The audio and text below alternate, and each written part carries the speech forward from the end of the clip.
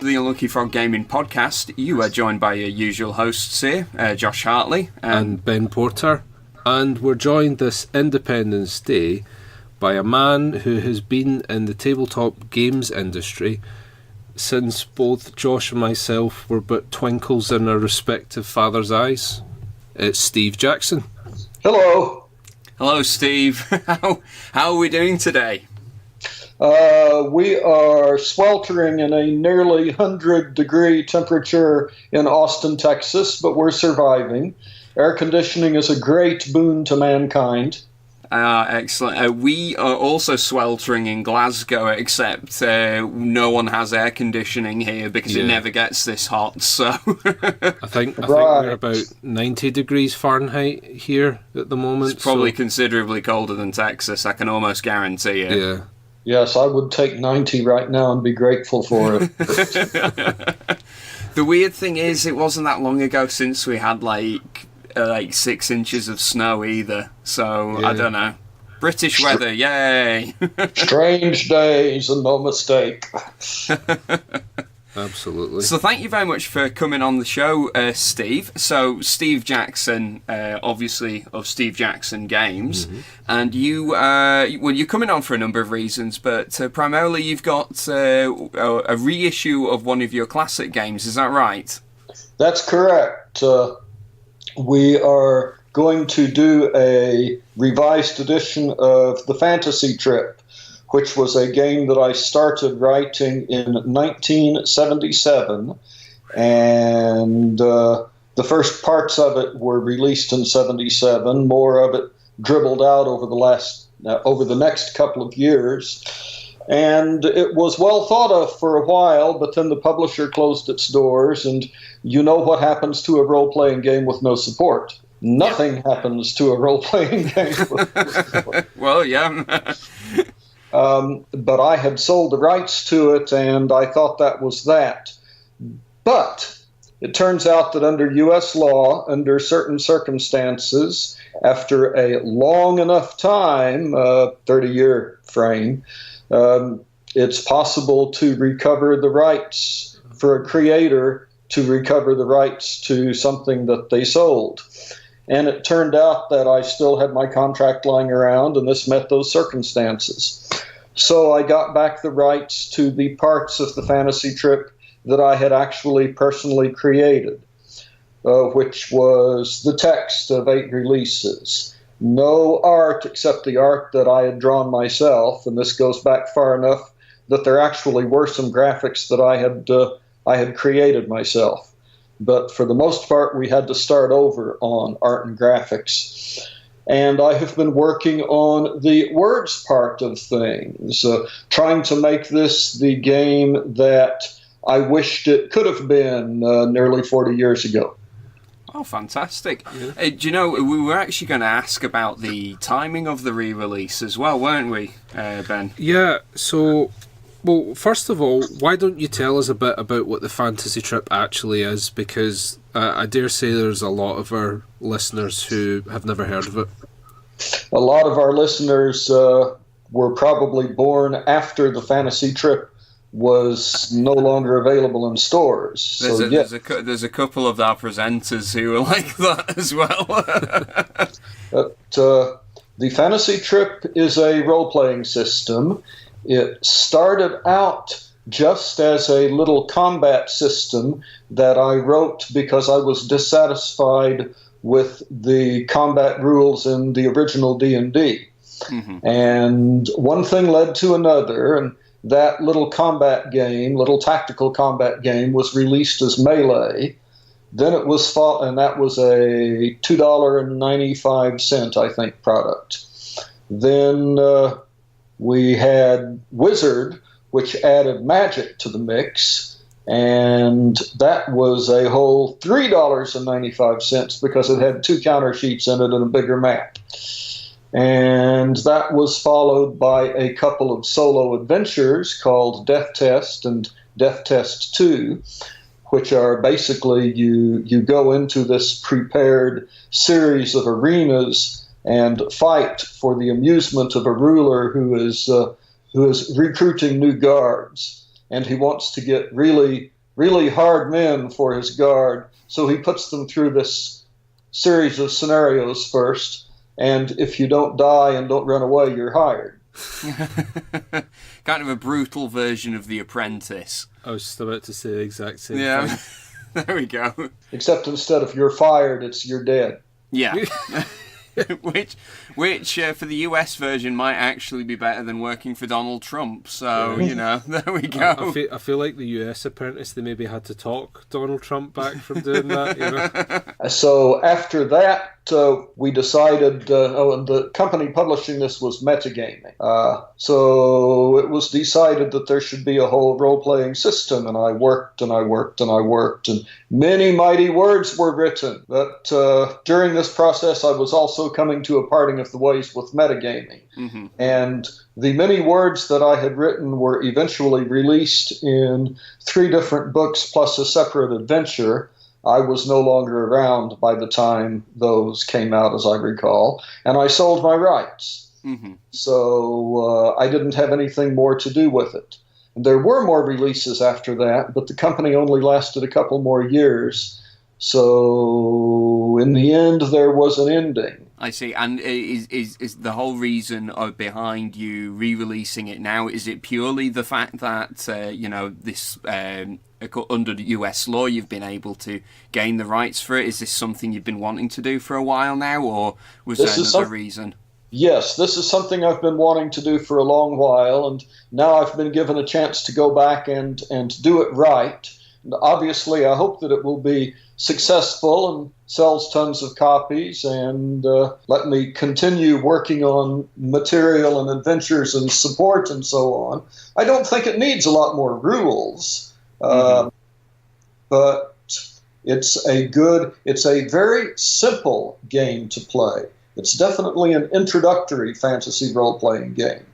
Character creation can be accomplished in just a few minutes. It's a points balance system, but there aren't very many things to buy. So everybody can start with a different character, but without spending hours trying to min-max something. There is no min-max in this. I shook that out 40 years ago. Excellent. And so when are we expecting to see this in stores? It will kickstart starting on July 23rd. We will send PDFs out to supporters in October. In late October or early November, we will send it to press, which will allow time for people to read over their PDFs and tell me that I've misspelled orc or whatever. And then we intend it to be in supporters' hands by March. Stores probably April. Supporters get it first. Good stuff. Yeah. So you've mentioned just there that the fantasy trip is quite a streamlined system compared perhaps to some other tabletop role-playing games. But outside of that, what can players get from the fantasy trip that they couldn't, or that they could from? Why should they play fantasy trip instead of something else? Is that a fair rephrase? Yeah. Good enough. Fortunately, I have an answer to this question. Excellent. And the answer is that there are enough rules in there to allow you to really get into role-playing once you've got your characters launched and out into the world. But it's a very, very easy start. It's a very easy bring in. If you have a friend who either is afraid of role-playing games because they're 3 thick books, or because they're already very invested in one more game that might be complex and they don't want to learn another, you can say to them, well, come over and play Fantasy Trip because we can get you kitted out with a character in 5 minutes, and then we can go down and kill things. Yep, and who can reject that proposition? Well, I suppose that's one of the main problems with a lot of the the tabletop RPGs on the market at the moment is when you're creating a character, that's pretty much a whole session. Yeah, it's a significant time investment. Yeah. So, no, it definitely sounds great. So, obviously, we're going to be seeing that released later on in the year. I mean, but Steve, you've been in the industry now for a very long time. So, what are the big changes that you've seen come about, and have they all been expected for you, or has some things taken you by surprise? I've often been taken by surprise. It's very, very interesting the way changes come about, and they come about for different reasons. The collecting card game, for instance, that was just a brilliant breakthrough, and it combined a paradigm that people liked with a very, very good first implementation. Magic is a good game. You've seen lots of collecting card games that aren't so great, and if the collecting hobby had been launched with something like that, things would be very different now. But Magic owned the market immediately, and it still owns it. Yeah, pretty much. I mean, and I suppose we kind of take for granted now that there's quite a number of different players in that sort of scene with, Pokemon and Yu-Gi-Oh! And that. But Magic was there well before any of those guys, and is still going strong after 25 years as well, which is no mean feat for a game to be continuously published for that length of time. That's correct. Then more recently, we saw the rise of light, humorous card games, which I probably had something to do with Munchkin, and we're still shipping Munchkin. And then more recently still, we have just seen the tremendous explosion in available games of all kinds, board games, card games, role-playing packages. And that's down to two factors. The first is Kickstarter, which lets anybody who can tell a really good story get enough financing to try to launch a game. And the second is that the Chinese factories continue to get better equipment, and they continue, I think, to get hungrier, so they are reducing their minimums. So between it becoming cheaper to produce a game of at least professional physical quality, and Kickstarter making the money available, we have lots and lots of people getting into it. Yeah, it's almost like what they used to say is that everyone's got a good novel in them. Maybe everyone's got a good board game in them. Well, everybody has a board game in them, but they're not all good, and that's one of the probably a valid point. A very valid point.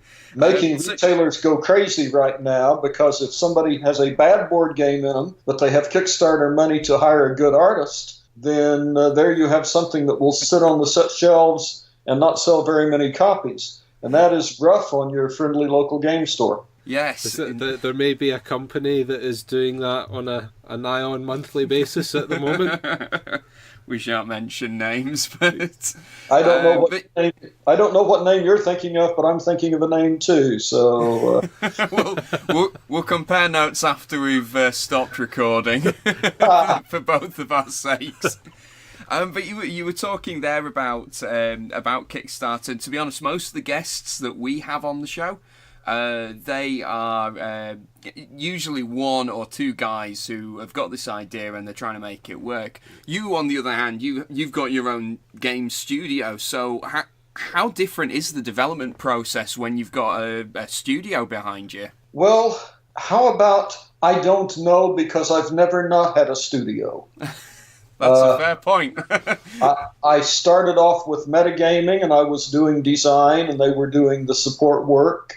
Now, in those days, it was so shorthanded, as I said, that I had to do some of the graphics. If you've ever seen the original map for Ogre, you've seen an example of why game designers should not be permitted to draw maps. It's just so sincere and so pathetic. No, it's a fair point, though. People... it's different skill sets, yes, exactly. Completely different skill sets. But, yes, somebody who is trying to set up their own operation, they have to do everything for themselves. And I would guess that makes it work a whole lot faster, except when it slows down completely because they're called on to do something that is outside their set. Let alone the fact that most of these guys are doing it part-time as well, rather in their free time. Yeah, well, they've got a day job and then they're doing these projects on top. A lot of them have families as well, and it's always admire anyone who can actually get a game to press. It happens, and some of them turn out to be very good. I'm looking at a copy of Terraforming Mars right now, for instance. There's a brilliant game. We haven't had a chance to play it yet, actually. No. It's definitely one on our list. It seems to be a bit Marmitey, that one. You know, people either rave about it or it just makes their head spin. Right. And you might want a backup on the table just in case your first group turns out to be in the head spin category. I quite like it. Of course, part of it is the theme. I'm a sucker for theme. I always start with theme when I'm doing a design, which makes me, unlike many designers who come up with a really good mechanic and test it and try it out, and then eventually they put a theme on it. But I always start with theme. Yeah, and I like theme. We always like. I think the difference between a good game and a great game, or one of the differences anyway, can be if a game really captures whatever the theme is supposed to be. If it feels like, you know, I'm trying to hire a band of warriors to do my bidding, or if it makes me feel like I'm fighting Cthulhu or whatever Lovecraftian. Yeah, it's one of the reasons I just can't get into a lot of these really heavy worker placement games, is because they all sort of blur together and it's like a map of a European country with some meeples. Yeah. Yes, I feel the same way. There's some worker placement games that I really enjoy, but after a while you have seen the worker placement game. Yeah. Exactly. So you were mentioning earlier on, Steve, that you've always been part of a studio, so in a lot of ways your development process hasn't really changed very much, but do you feel that the weight of expectation is greater on you now than it was when you started out, now that you have a reputation? Oh, absolutely. That's what reputation is. That's your reputation is what people expect you to do next. So my answer to that is just certainly yes. Yeah. How do you manage that? Heavy drinking. No. Well, they've all got my name on the cover, so I make them as good as I can. I know that sounds awfully naive, but that's the only way I can manage it, is just by doing my best. Oh, that's I mean, what else can you do? Yeah. So, bringing it back to tabletop role-playing games for a minute, you know, you're in the throes of re-releasing the Fantasy Trip, and we've mentioned during the course of our conversation that there's been something of a boom in tabletop games, but in particular I think there's been an explosion in interest for tabletop role-playing games. What do you attribute to that? It's getting cheaper to publish books. Yeah, that's why you're seeing an explosion in the market, is because the creators who have been there all along can now take it off their computer and put it in front of you. Because they don't even need to print them now. That's the thing. You can just upload it to a website and there it is. The whole world can get access to your creation. Yeah. That's right. And fortunately, very few people are doing that yet with Cthulhu summoning spells. Yeah, I don't know. Someone's probably uploaded the Necronomicon somewhere. There are so many fake ones, we're probably safe on that. Yeah, that's... So there's a few different editions floating around. And, you know, these things, like, when they translate them over time, they become diluted. So, you know, I dare say some of the Cthulhu spells that are circulating, you know, you maybe just summon a squid instead of... Right. The great old one himself. Fear me!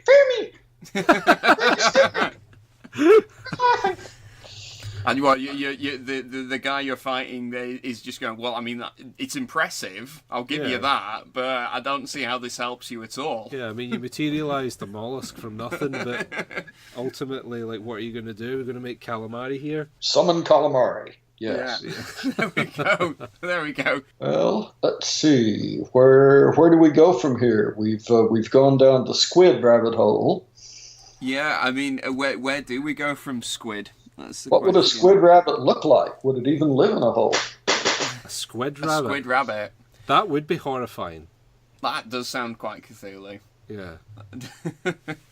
Well, there is one thing I do need to ask, a little tongue-in-cheek, but on a scale of 1 to 10, how sick are you of people getting you and the UK Steve Jackson game developer mixed up?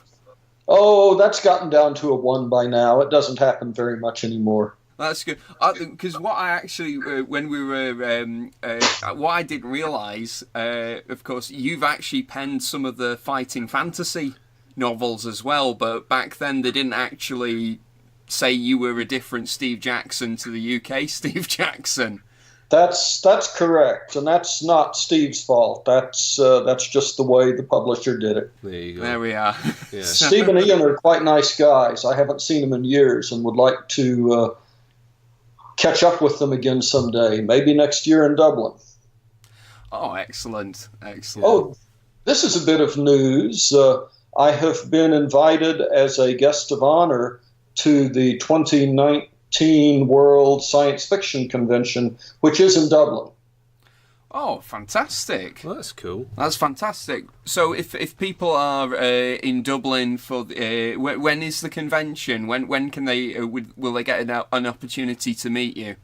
Let me look that up on Ye Olde Magic calendar here. I don't have the dates memorized, but I can get you a straight answer. Yeah. I have to Google while talking. Just while you're looking that up, one of the other things that crossed my mind, Steve, is I mean, you mentioned Terraforming Mars already, but what other games are on your table at the moment?